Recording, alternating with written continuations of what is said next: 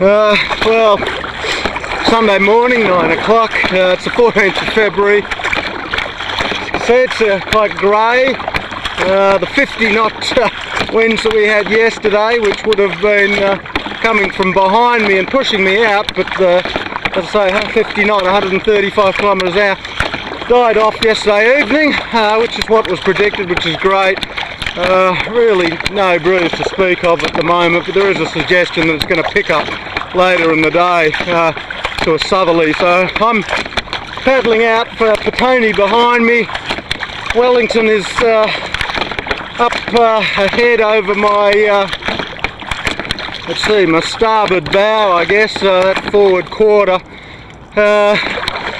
And the hope is we can get out of this bay, which is, what do we got, a 15-20 kilometre paddle, I'd say, just to get out of here. I think that's about right. I reckon, yeah, probably 15 to 20, closer to 20. So we've got a couple of hours, a good couple of hours. Just as we get around the corner, we've got probably about 3 hours. There is an infamous rip when we get around the corner. It's called the Karori Rip, K-A-R-O-R-I, and it's low tide at 11:15. So, you know, if I can make decent time now, we should sort of get it, you know, pretty close to low, which is when there won't be too much water moving. It's going to be interesting because this is a rip that can surge for, you know, go right through a change in tide. So it doesn't change, it's so strong that it actually doesn't change its direction on the turning tide. So yeah, a bit of an issue there potentially. The other thing is it can flow for up to 2.5 kilometres out from the shore. That's not the direction that it's going, it's just the width, if you like, of the rip.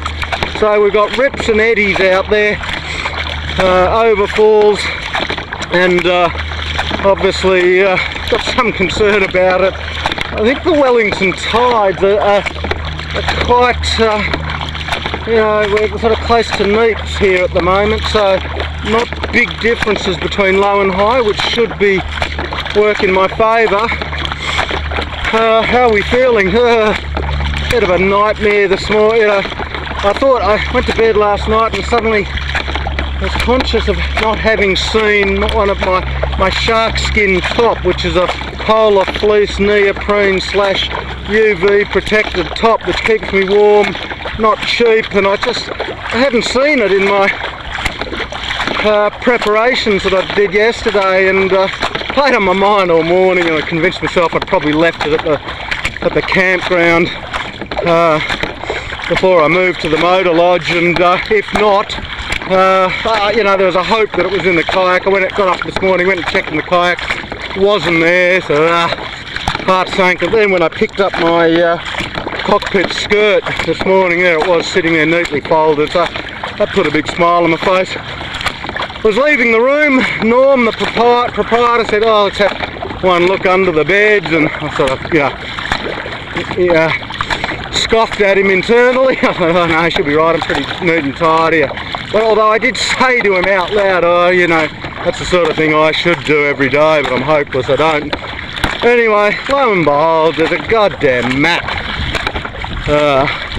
One of my big marine maps just had fallen under the bed and sneaked under, so, you know, wasn't the one that I had to go and buy the other day, but nevertheless, there was a map.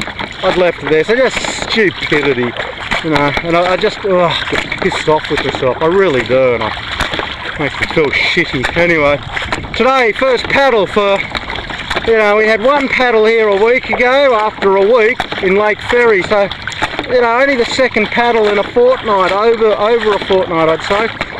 So it'll be interesting to see how we physically handle it today. I've certainly put on a bit of weight over the last couple of weeks, and I can tell by my board shorts, which is, you know, really that's my daily wear. Well, I'm wearing them now in the kayak, but you know, I can tell by how how much looseness or weight space I've got around the waist, and at one point there they were barely hanging onto me. I was really having to pull the drawstring tight, and still I could have done with more or less in the waist. Now they've gone back to a reasonable area. Certainly still I think less than I'm thinner I think around the waist than when I left Australia. Anyway, but certainly, as I say, we have put a couple of inches back on. Not necessarily a couple of inches, but I put a you know, somewhere between naught and an inch, I guess, I don't know, back on around the waist. So anyway, it's probably a good thing, a bit of fuel. Mentally, I don't know, yeah, not great. You know, hopefully it'll get better as the day goes on, and a part of me is looking forward to, you know, getting out of this civilization bit and, you know, pitching a tent and that lovely feeling at the end of the day, when you just lie down and it's like, oh, thank God, you know, I'm here. Part of me is looking forward to that. Part of me is a little bit apprehensive about the coastline. You know, how many towns are there between, you know, as I head north, places to stock up on water. Yeah, we've got a bit of food with me, but, you know, it's all new territory. Anyway, we're just going to get into it. I'm just going to take it easy, I think, for now. I'm going to try and concentrate on the rotation of the torso, something I don't think my technique is that good, and probably a little bit pulling too much through the biceps, if that makes sense, is my suspicion, and not enough twisting of the torso and the big powerful muscles that are available through the torso. Anyway, there we go. It's like the second leg, if you like.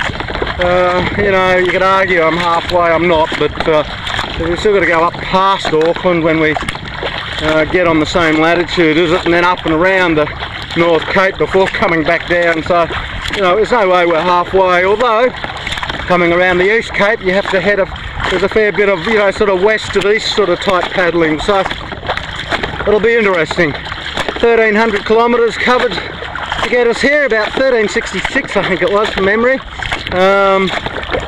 Something I haven't done is turn the GPS on, so there you go, just the things that you forget to do. So like, I'll just concentrate on getting all this right, and we'll turn it back on maybe when we get around the outside of the harbour and we're approaching this Karori Rip. Looking forward to a bit of excitement there, but not too much, I hope. You know, breeze is behind me, so that's good. So as I say, southerly predicted a bit later, which will be working against me, but hopefully I can get out of here with this breeze behind me. And when it does turn to southerly, it'll be behind me again.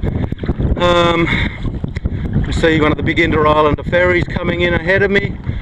You'll notice behind me we've got another flag, so flag number 4. This one is tied in. Whether or not that Gonzo would have told you that, you know, my tying down my knots aren't bloody effective, but anyway, so there we are.